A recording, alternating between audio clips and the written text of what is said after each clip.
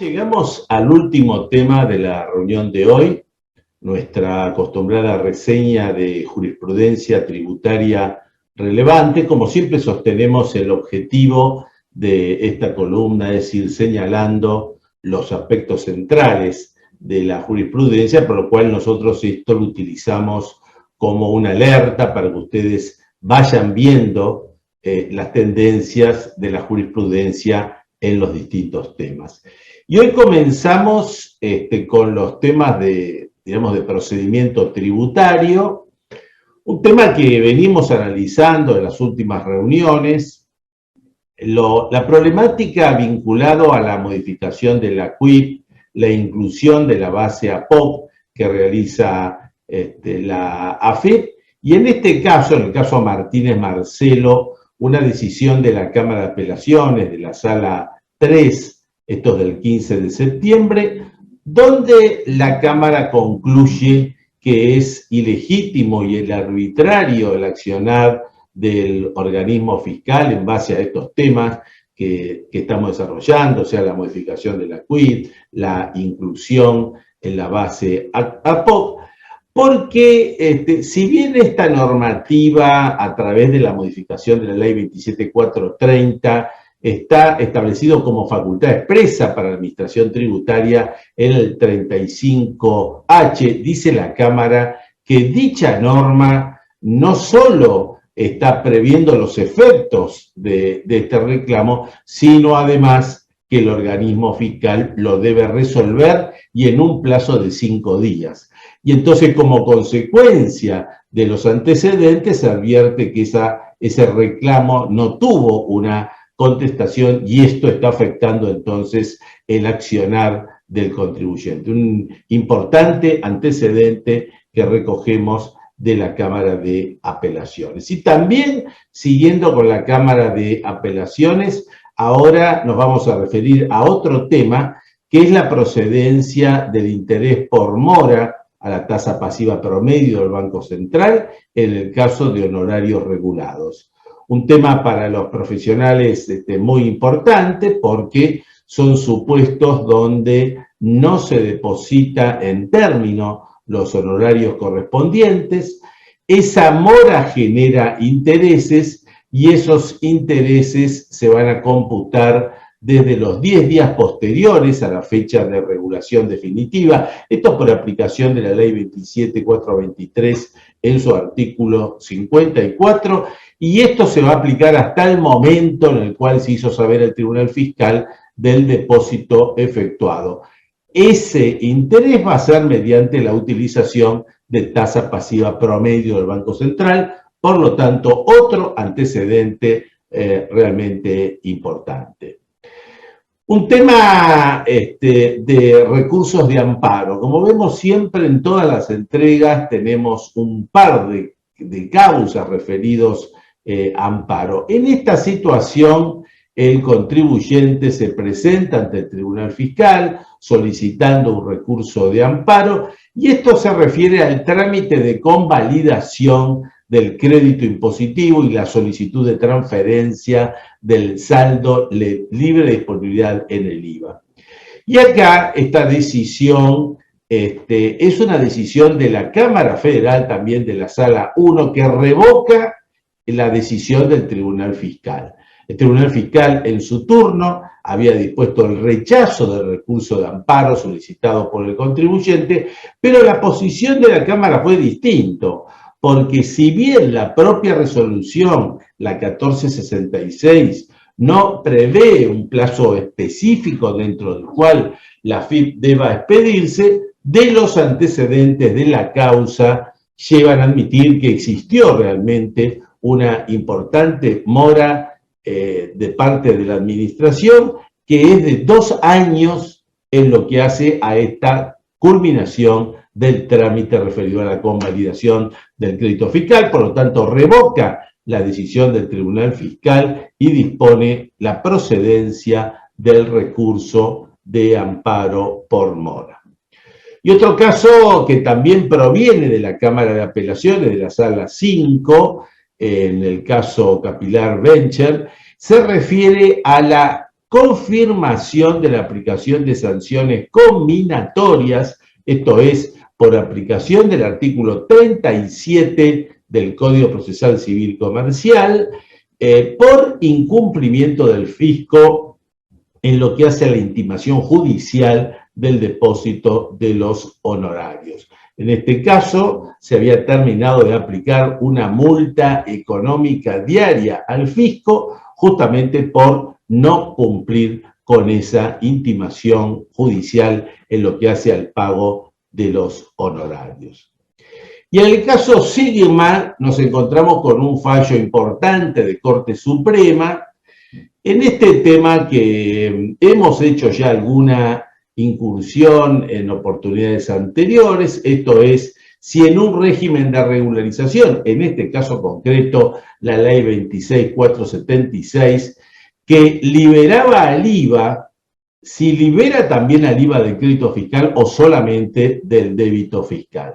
Este es el fallo Sigma, insisto, a que se analiza la ley 26.476 y concluye la Corte, en base al dictamen de la Procuración General que hace suyo, diciendo que la ley 26.476 libera del IVA que oportunamente omitió declarar el contribuyente, si el contribuyente dio cumplimiento a los requisitos de este régimen, que era la esterilización de fondos y el pago del tributo especial, y aquí la Corte señala que esa norma no distinguía en si el efecto de la liberación en el IVA se originaba en débitos o en créditos fiscales. Obviamente estamos ante facturas apócrifas. De esta manera, entonces, la Corte interpretó que quien se acogía al régimen de la 26.476 tenía liberación del IVA, aún del IVA del crédito fiscal impugnado por facturas apócrifas. Resaltamos que la Corte, en un fallo del año 2020, en el caso Coparoni, ya se había expedido en igual sentido con respecto a la ley 26.860. Y también destacamos que otro régimen de regularización, la 27.260, había excluido de la liberación del crédito fiscal a los provenientes de facturas apócrifas. Entonces, los dos casos de la Corte eran de regímenes donde no se había establecido ninguna exclusión, como sí se estableció respecto de la 27.260. Un caso que nos viene de la Cámara Federal de Apelaciones de Córdoba, de la Sala B del 1 de septiembre, donde la Cámara concluye que los bienes o las sumas exteriorizadas por la ley 27.260 no es causal de exclusión o de recategorización en el monotributo, y para esto hace una referencia a las normas legales, la resolución 3919 y las normas del monotributo. Nuevo caso, también aquí estamos percibiendo algunos casos en las últimas reuniones de exclusión del monotributo en función de determinado de supuestos, en este caso de gastos incompatibles con su categoría. Este es el caso que proviene de la Sala 4 de la Cámara de Apelaciones del 10 de agosto, y acá se confirma la posición del fisco en lo que hace a la exclusión del monotributo. Y esto era por la compra de un automotor. Este es el tema que se estaba cuestionando. El contribuyente intentó decir que eso se tenía como base en los ahorros del matrimonio y mediante un préstamo que había sido efectuado por su suegro, y para esto, como prueba, acompañó las declaraciones juradas de bienes personales y un instrumento privado sin fecha cierta. Este es el tema en donde enfatiza la Cámara, y por tal razón concluyó que ese elemento, que era un pagaré carente de los requisitos para ser oponibles ante terceros, resulta insuficiente para demostrar la justificación de esa deuda, y por lo tanto se confirmó la exclusión como monotributista.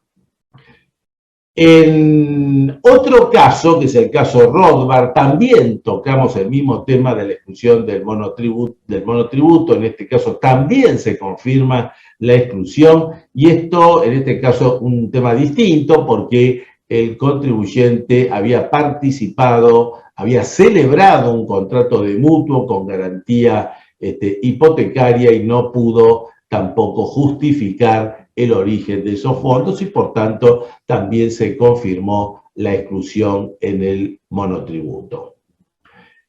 En el caso que estamos señalando ahora de la Cámara de Apelaciones, está referido indirectamente al aporte solidario, pero concretamente al tema de la tasa judicial. Ustedes saben que en las cuestiones que se están planteando, en las medidas precautorias, cautelares, que está solicitando el contribuyente a los efectos de que el juez disponga que la AFIP no haga una determinación y una exigencia, la justicia está en posiciones encontradas respecto de la tasa judicial. Y aquí hay dos posiciones.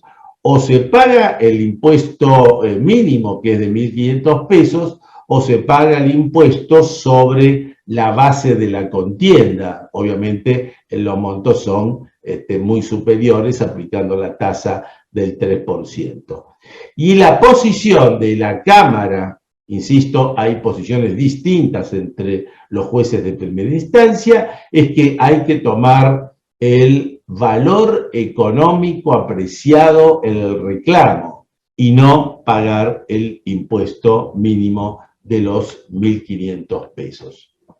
También en este caso del Tribunal Fiscal, en la causa mutual federal 25 de junio, Sociedad de Protección Recíproca, el caso de una mutual donde discute si procede la exención en el impuesto a los débitos y créditos bancarios y establece el Tribunal Fiscal que no se puede aplicar el criterio que el legislador había establecido, las exenciones del IVA, porque es totalmente distinto en el régimen del impuesto a los débitos y créditos bancarios y por lo tanto, al no estar contemplado expresamente esta exención, la misma no resulta de aplicación para las mutuales.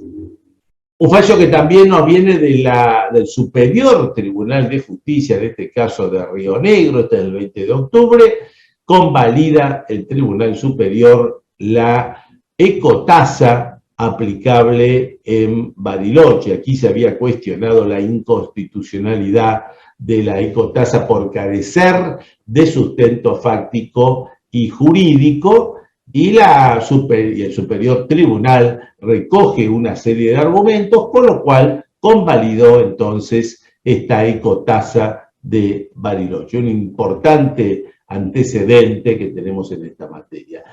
También nos viene de la Corte Nacional este caso AFIP contra Madcur, un caso realmente interesante porque se refiere a los incumplimientos de los contribuyentes de presentar declaraciones juradas por 3 años. De esta forma se lo excluye como contribuyente inscripto, pasa a ser no inscripto por aplicación del artículo 53, tercer párrafo del decreto reglamentario de la Ley de Procedimiento Fiscal. Y en definitiva, el tema en discusión en esta ejecución fiscal era la prescripción. Y entonces la Corte termina diciendo que durante los años que no presentó la declaración jurada, el contribuyente era inscripto, por lo tanto, en esos años jugaba la prescripción quincenal. Pasa a aplicarse la prescripción decenal desde el momento en que la autoridad fiscal le da de baja al contribuyente.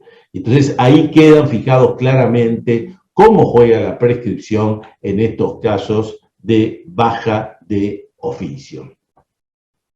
Otro caso que tenemos de amparo por mora, en este caso decisión de la Cámara Federal, donde llega a confirmar el pronunciamiento recurrido del Tribunal Fiscal. En su momento había hecho lugar al recurso de amparo y había ordenado a la AFIP expedirse sobre el trámite de devolución del impuesto a las ganancias por una repetición que había sido admitida por la dirección, por la AFIP, por extinción de la relación laboral. Después de la repetición vino la devolución, con la devolución la mora administrativa y volvemos a señalar un aspecto sustancial que la jurisprudencia una y otra vez señala. El recurso de amparo viene a ser una forma de finalizar los trámites de convalidación, pero no de pago. Así que no podemos a través del recurso de amparo instar al Tribunal Fiscal para que obligue a la Administración Tributaria a pagar esa devolución, pero sí a terminar el trámite de convalidación, cosa que es lo que pasó en este supuesto. Y hablando de amparo, otra causa más ante el Tribunal Fiscal, la finalización del trámite de convalidación de reintegros sistemáticos en el IVA, uno de los casos que vemos con bastante frecuencia. En este caso, la Cámara Federal, la Sala 2, revoca la sentencia del Tribunal Fiscal. A su turno, el Tribunal Fiscal había rechazado la acción de amparo porque el Tribunal Fiscal había considerado que la misma tenía como objeto la acreditación en la cuenta tributaria de la suma que había sido convalidada. Pero de los antecedentes, la Cámara concluye que esto no había sido así, no había concluido el trámite. Es más, de las presentaciones de la AFIP se había dicho que estaba en proceso de tramitación y como consecuencia de esto no estaba finalizado y por lo tanto es válido la acción de amparo. Un caso también muy interesante, Río Plagas, de la Cámara Federal, donde acá se confirma la sentencia del Tribunal Fiscal. Un caso muy interesante porque hay doble sentencia del Tribunal Fiscal. En la primera sentencia se confirma la multa que se le había aplicado al contribuyente, pero como consecuencia de una multa por defraudación fiscal, como consecuencia de la presentación que hace el contribuyente, diciendo que se había acogido al régimen de la 27.541, el Tribunal Fiscal dispuso la condonación justamente de la multa por esta razón. Ahí se cuestionó si tenía o no jurisdicción el Tribunal Fiscal respecto de la segunda sentencia y en este sentido la Cámara convalidó el criterio del Tribunal Fiscal porque sostuvo que el Tribunal Fiscal contaba con la potestad jurídica para dictar esa segunda sentencia, con lo cual convalidó la condonación. En este caso, también muy interesante, la Sala 3, determinación de oficio, y acá tenemos un caso muy, muy interesante. Una posición donde la determinación de oficio del fisco está realizado sobre índices promedios de actividad, la base de datos BAFIS, en contra de la pericia contable que llega a datos totalmente distintos y entonces la posición del Tribunal Fiscal de la Cámara, perdón, en este sentido, ha sido en el sentido de que había que convalidar los datos que surgían de la pericia contable porque estos eran más precisos respecto de los elementos que habían sido considerados. También acá tenemos de la Cámara Federal una nulidad de una notificación que se había realizado por un oficial notificador al no constar que la cédula había sido fijada en la puerta de acceso a la unidad funcional domicilio fiscal. Ya hemos visto antecedentes similares en esta materia. Y del dictamen de la Procuración General de la Nación de agosto del año 2021, donde concluye que los intereses no integran el monto de juicio a los fines regulatorios de los honorarios. El caso que vimos antes era distinto. Era el caso de que no se habían pagado en términos los honorarios y como consecuencia de la mora generaba un interés. Ahora el tema es la determinación del monto de los honorarios. Esa determinación está tomando en cuenta el monto de la discusión, pero para eso no se integran los intereses porque, según dice la Procuración, falta la decisión de la Corte, es que estos intereses no integran el monto del juicio a los efectos regulatorios porque son el resultado de una contingencia esencialmente variable y ajena a la actividad principal. También un tema de préstamos entre familiares, aplicación de la presunción del incremento patrimonial no justificado, y acá volvemos con un tema que hemos señalado en más de una oportunidad. A pesar que los préstamos son entre familiares o entre personas de confianza, los elementos para probar la acreditación de la capacidad de préstamo, la transferencia de los fondos, hay que probarlos exactamente igual, y esto es lo que termina confirmando el Tribunal Fiscal en esta causa. Aquí estamos planteando un caso ante el Tribunal Fiscal, donde el Tribunal Fiscal se declara incompetente. Lo que había hecho la AFIP es que había detraído sumas parciales de los montos cuyo reintegro perseguía como créditos fiscales en el IVA por operaciones de exportación el contribuyente, es decir, le impugnó una parte de esto, el contribuyente recurre al Tribunal Fiscal y el Tribunal Fiscal, como consecuencia de la normativa hoy vigente, concluyó que no es competente para entender desde ese punto de vista. También en responsabilidad solidaria tenemos un antecedente interesante del Tribunal Fiscal, donde el Tribunal Fiscal concluye que existe la responsabilidad solidaria, aún respecto de aquel que dejó de ser gerente de una SRL porque había transmitido su participación social. Para esto el Tribunal Fiscal analizó que había ciertas pruebas respecto de que él trabajó, esta persona trabajó, a pesar de todo lo que hemos mencionado, como administrador. Y eso era como consecuencia que era cotitular de la cuenta bancaria de la SRL, o sea, no mero autorizado, y además usuario de la clave fiscal, con lo cual probó que esto era administrador. Un caso muy interesante porque cuando un contribuyente decide salir de esta responsabilidad, como pasó en este caso, transmitiendo su participación social y dejando de ser socio gerente, tenemos que ver si no existen otros elementos que, como en este caso, lo puede tipificar como administrador y por lo tanto responsable.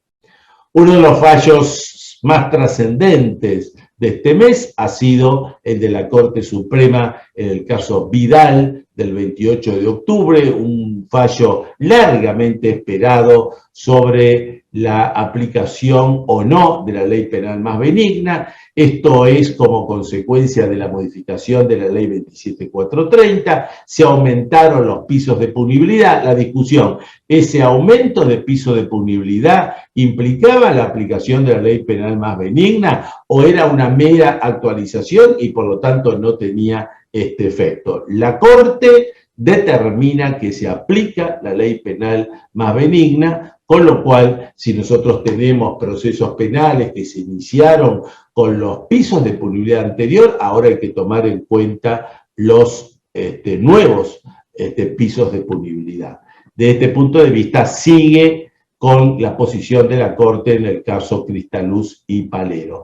También es importante señalar que la AFIP inmediatamente, a través de una instrucción general, la 2 del año 2021, dispuso que corresponde estar a la aplicación del principio de ley penal más benigna, con lo cual para las nuevas denuncias va a tener en cuenta esta situación, el mismo criterio que tomó el Ministerio Público Fiscal. Es importante también de la Cámara, ya estamos en casos de penal tributario, la posición que tomó respecto del procesamiento de un contador en una maniobra constitutiva de un presunto delito fiscal. Esto estaba vinculado a que el profesional participó en el balance general de la empresa, el informe de auditoría. Esto tendría que ser presentado ante un banco a los efectos de la exención del impuesto a los débitos y créditos bancarios que se daban por determinada actividad que justamente no eran las que complementaba esta empresa. Entonces, todas las maniobras realizadas por el contador lo llevaron al procesamiento que estamos mencionando. Y otro caso también que viene de la casación penal de la Sala 1 es el sobreseimiento, la conclusión del sobreseimiento de los imputados en el presunto delito de asociación ilícita fiscal en razón de que al analizarse las particularidades de la causa se llega a la conclusión que los delitos de evasión no alcanzaban los pisos de punibilidad. Y de esta manera se interpretó que no se daban los encuadramientos para el tipo penal correspondiente. Acá tenemos otro caso muy interesante que tenemos que prestar mucha atención, el caso Yes, donde había un procesamiento por una apropiación indebida de aportes previsionales, pero la Cámara de Apelaciones llega a la conclusión que en realidad no hubo tal retención. Y lo importante para esto es que se basó en el informe de los peritos de la Corte.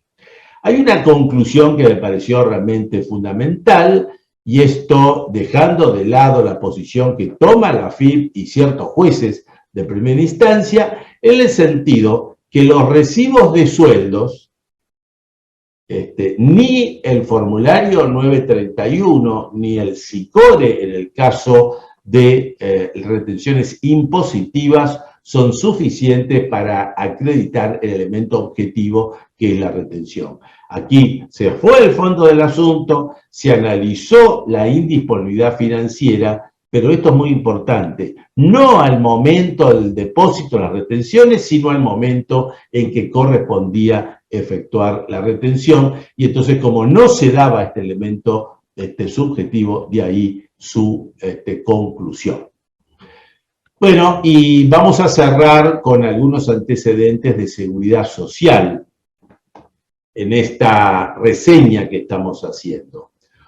Como consecuencia de un relevamiento al personal, se determina una deuda al empleador por una diferencia de remuneraciones que había resultado de esta encuesta.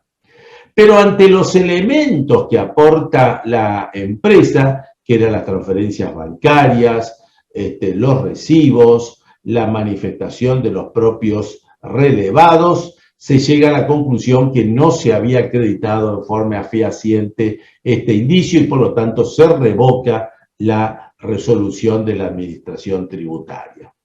Otro caso interesante para el sector, en el caso Sociedad Italiana de Beneficencia de Buenos Aires, la Cámara Federal de Seguridad Social, la Sala 2, que establece este criterio en el sentido que las residencias médicas no generan relación laboral por tener una finalidad formativa y de especialidad y de especialización del profesional y no de índole dependiente, con lo cual también acá se revoca la determinación que hizo el fisco.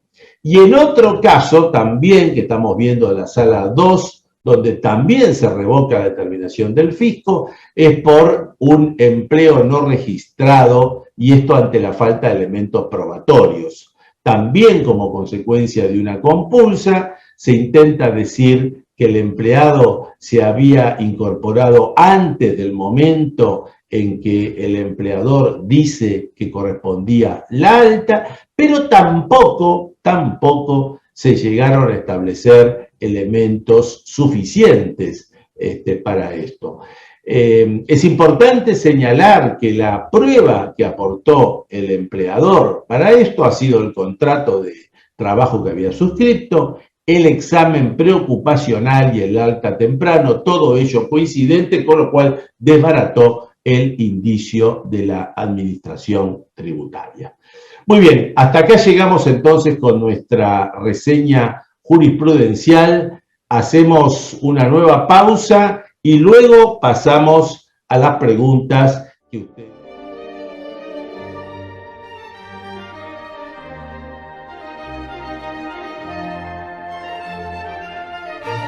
de la moratoria, sobre el tema de la amnistía. Obviamente un comentario general sobre esto. Las respuestas las vamos a dar sobre criterios interpretativos que podemos tener, sabiendo que aún no se dictó la reglamentación. Ya lo hemos señalado, la importancia de la reglamentación está en función de dos aspectos. Primero, respecto de las normas que se van a aplicar, o sea, el tema de lo subsidiario. Y en segundo lugar, por la interpretación que la FIP pueda dar en cada caso respecto de los temas que resulten hoy cuestionables. Hay una primera pregunta que se refiere a un contribuyente que tiene deudas de autónomos. Y entonces en este caso pregunta cómo estaría jugando la condonación. Aquí partimos de la base que es un contribuyente que está incluido en el inciso B del artículo primero, o sea, pequeños contribuyentes según la administración tributaria, que cumple con el requisito de que la deuda no supere los 100.000 pesos, no hay ningún tipo de distinción respecto de la condonación, respecto al alcance, así que en principio corresponde la condonación de esta deuda de autónomos. La pregunta continúa después porque dice, bueno, de todas maneras, de conformidad con lo que establecía ese último párrafo del artículo primero. No obstante que esté condonado, ¿se puede computar a los efectos jubilatorios? Yo acá interpreto que no, porque la exclusión está referido, siguiendo la letra de la ley, está referido exclusivamente a los empleados que tienen esta posibilidad en la medida que el empleador no se haya condonado el aporte, ¿no? Entonces no jugaría respecto de autónomos esta disposición. Hay una pregunta que tiene cierta vinculación, una segunda pregunta que está referido a las cooperativas de trabajo.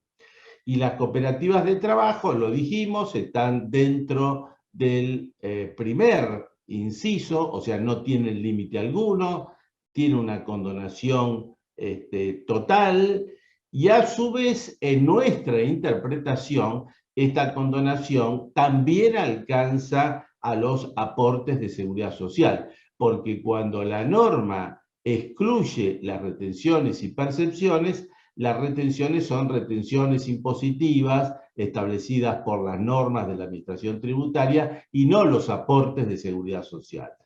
Y esa interpretación quedaría convalidada con el último párrafo cuando establece que sin perjuicio de esto, o sea, a pesar que quedó condonado, esos aportes van a ser computables para los empleados desde el punto de vista del haber previsional.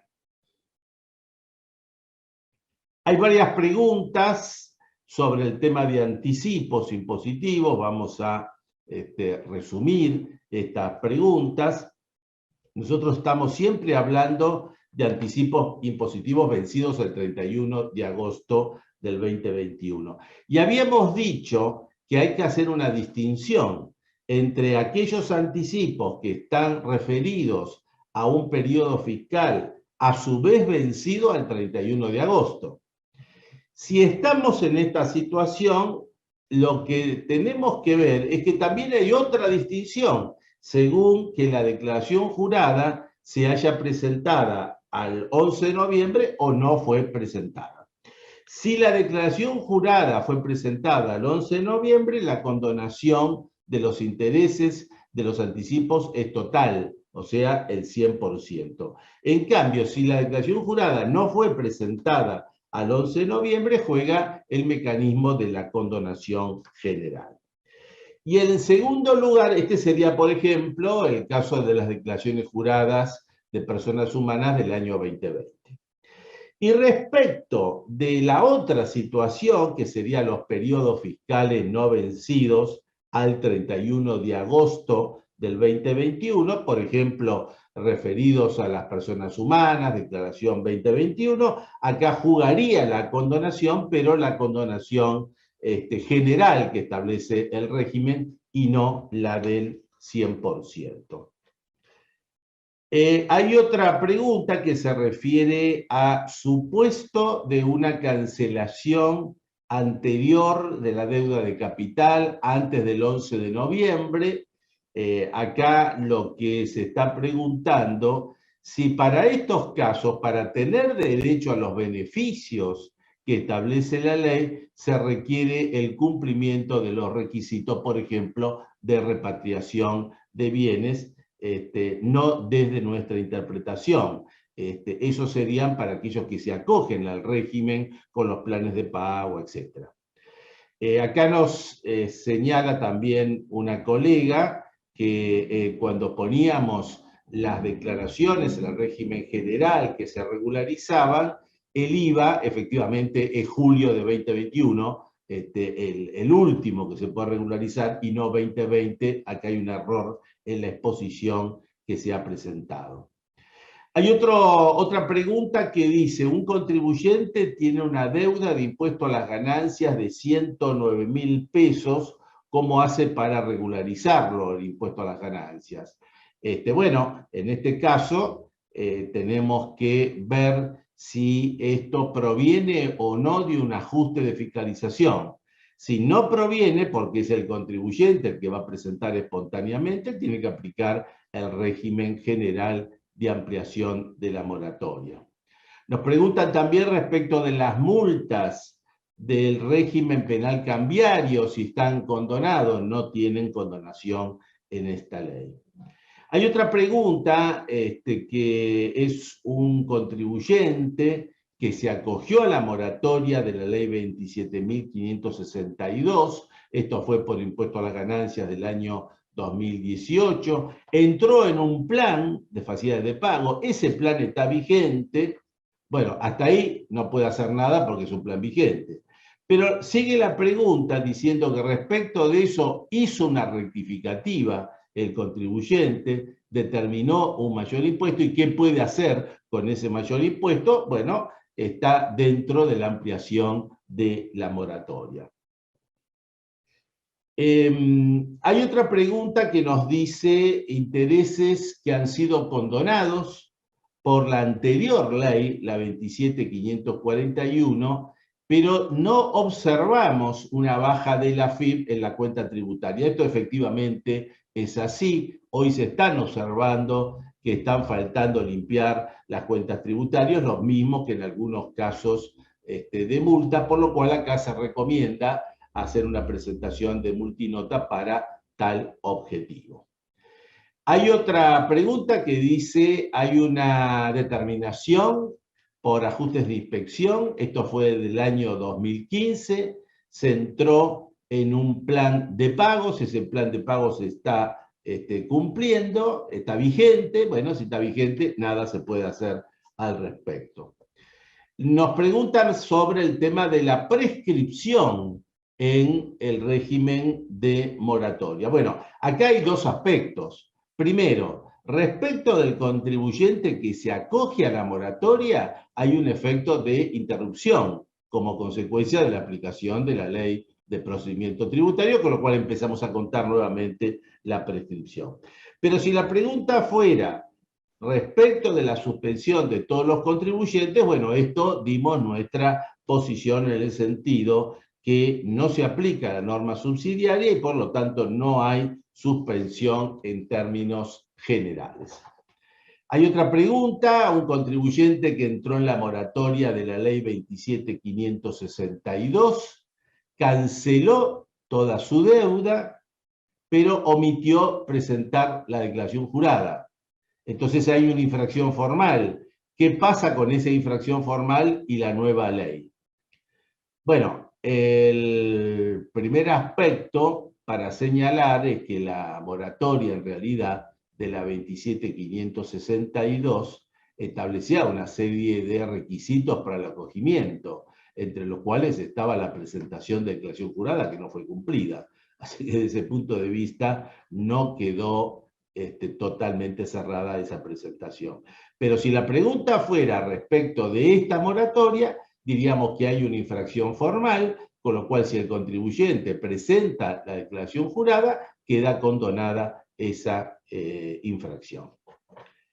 En una fiscalización nos pregunta, ¿se rectifica el impuesto a las ganancias y el impuesto al valor agregado? Como consecuencia de esto surge un impuesto. Ese impuesto se incluye en un plan de pagos. Pero por otra parte, el contribuyente tiene un sumario por multa que ha sido contestado y pregunta qué pasa con este sumario por multa. Bueno, el sumario por multa interpretamos que es un sumario por multa o de omisión o de defraudación fiscal.